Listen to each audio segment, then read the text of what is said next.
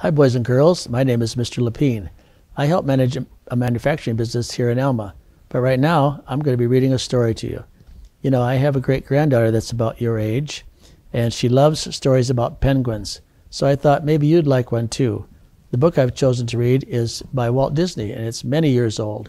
It's called The Penguin That Hated the Cold. So let's get started.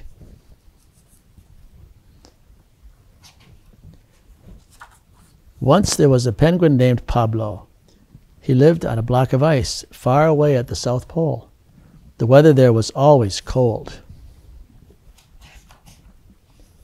Penguins like the cold, most penguins that is, but not Pablo. Penguins like to dive and swim and catch fish in the icy water. Not Pablo. Pablo was the only penguin on his block who hated the cold. All the other penguins went skiing, ice skating, and they played all day on the snow at the beach, but not Pablo. No. Pablo stayed inside, close to a hot stove. He kept his flippers warm and his feathers warm. Cold weather, said Pablo, is for the birds. The other birds, not me. One day Pablo said to himself, you know, it's silly to be chilly. I'll go where I can be warm all the time. So he put on his skis and packed his stove on his back. So long, you birds, he said to the other penguins. Wish me luck. Oh, something went wrong. The stove was pulling him backwards, down the hill the wrong way. Down he went, faster and faster. He was sliding straight off of a cliff. Suddenly, Pablo was hanging upside down, his skis caught on the icy cliffs. Now that was not such a good idea, said the other penguins. Oh, poor Pablo was frozen stiff. They had to carry him home to his igloo. They held him under a hot shower until he could walk again. The next day, Pablo had another idea. He put hot water bags on his feet and under his coat and around his neck. So long, you birds, said Pablo. This time nothing can go wrong. But something did. When Pablo stopped to look at his map, the hot water bags melted the snow. They melted the ice.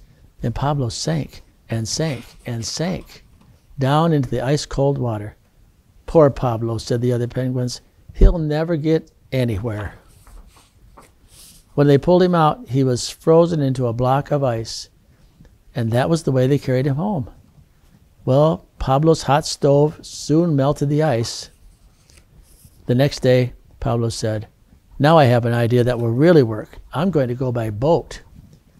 So he got a saw and he cut a boat out of the ice under his igloo.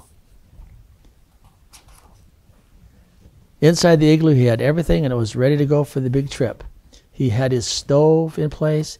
He brought his bathtub, that was in place, all set to go. All the penguins on the block came to say goodbye. Then Pablo put up his sail and off he went. His boat sailed on through snow and fog, past mountains of ice.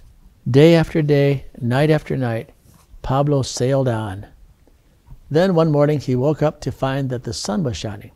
Hot weather at last, he said. I made it, cried Pablo. He took off his warm clothes. He lay down in the warm sunshine. Oh boy, said Pablo, this is the life. But Pablo spoke too soon. The hot sun started to melt his house. Then it began to melt his boat. And soon Pablo was floating on this little piece of ice. He jumped into the bathtub. But there was a hole in the bottom of the tub, and water began to run in. Pablo had poured fast as he could to get the water out. Quickly, he put the shower pipe into the hole, and the water began to splash out of the shower. Wow! Suddenly the tub started to go at full speed, like a jet boat. Far away, Pablo saw land and trees. His boat sailed up on a sandy beach, and he got out. He walked over to a banana tree and picked up a nice yellow banana. Well, this looks like a good place to build my house, he said.